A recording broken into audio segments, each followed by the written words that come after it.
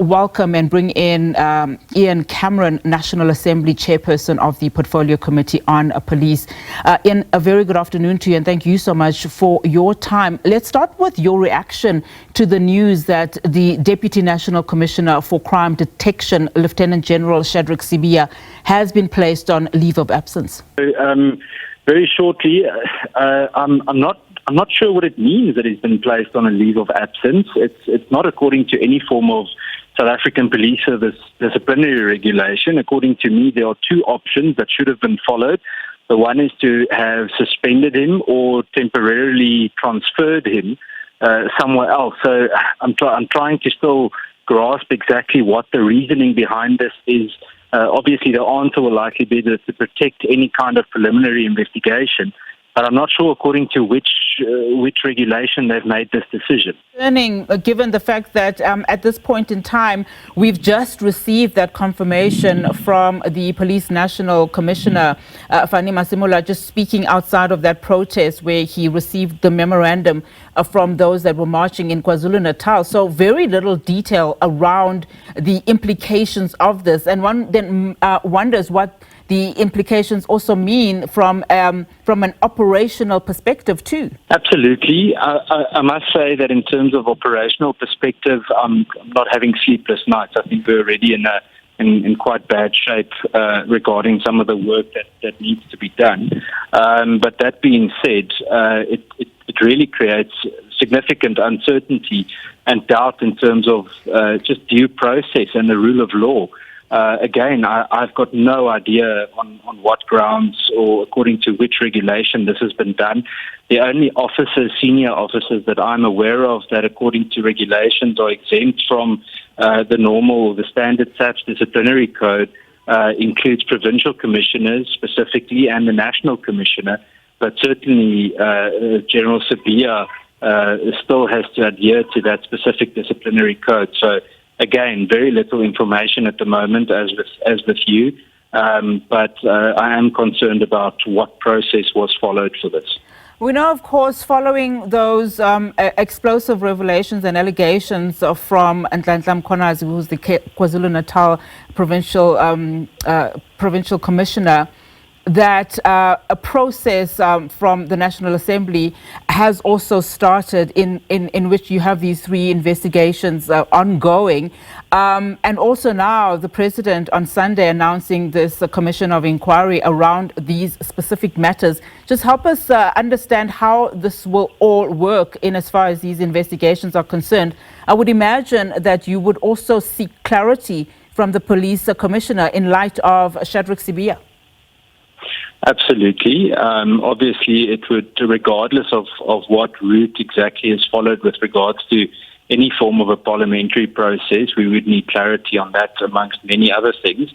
But just in terms of the process, tomorrow the Police Portfolio Committee is having a joint session with the Justice and Constitutional Development Portfolio Committee, where as committees we will decide together exactly what the way forward is. The likely options to be discussed is one, a potential ad hoc committee to be established in the National Assembly or by the National Assembly, or a joint parliamentary inquiry, which could likely then comprise of the Justice and the Police Committees.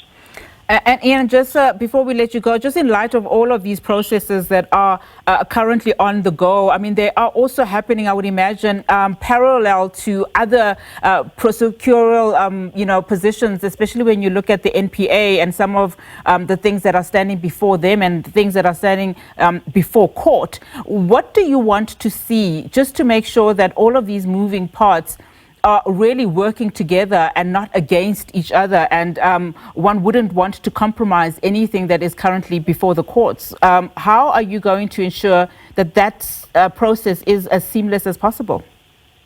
Of course. So we have asked for a specific legal opinion that will be discussed tomorrow from Parliament as well. But in short, I think it's important, firstly, that the work is not duplicated in any way. I think obviously there will be certain overlaps, but I think the processes can benefit each other. I think Parliament is perfectly positioned to already do the relevant accountability work with regard to the executive and the said departments. I think what's very important is that, one mustn't negatively influence anything that's sub judice in court. That being said, though, it takes a lot to really damage something. Now, when I say that, I don't say it in order for people to be reckless, but there's a very, very large scope for Parliament's approach and for Parliament to hold people to account. I also think it's important to understand that after a parliamentary inquiry, the Parliament doesn't then have the power to send people to jail, but the recommendations that they can make to the relevant departments and then hold the executive to account to actually act on those recommendations. I think that's where the significance lies. And Parliament, once again, in terms of committees, is very well positioned to then continue with that keeping or holding people to account work in the future. And as the Portfolio Committee, just monitoring some of these protests on the ground that are happening, with one leading to, I understand, a nationwide shutdown on Friday. But just your comments around the sentiments on the ground in as far as SAPS is concerned, but also the sentiments emanating from ordinary South Africans who are really, who have in fact lost confidence in the police and the manner in which these investigations are also being conducted.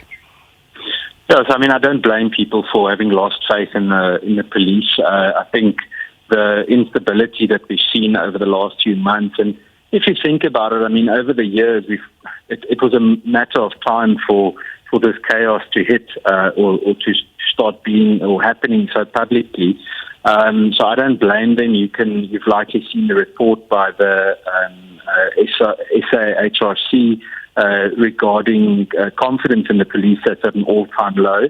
And I think the only way to really restore that and to really show some kind of a mutual understanding from government to, or rather from police specifically, to the public is to publicly go through the relevant integrity processes, integrity audit process. So, for example, let's use as an example the top 20 in the South African Police Services. If an independent lifestyle audit is done and anyone doesn't adhere to the relevant standards, they need to be removed, and that needs to be done urgently and communicated to the public. But I think the public needs to be taken into confidence, and then likely we will see some kind of an improvement in terms of the trust they have in government, generally speaking, but obviously the police. Ian, thank you so much for your time. I really do appreciate it. Ian Cameron, National Assembly Chairperson of the Portfolio Committee on Police, just speaking to us there about the latest developments. Of course, as you can see there on your screen, Deputy National Commissioner for Crime Intelligence, Crime Detection, Lieutenant General General Sibiya, has been placed on leave of absence.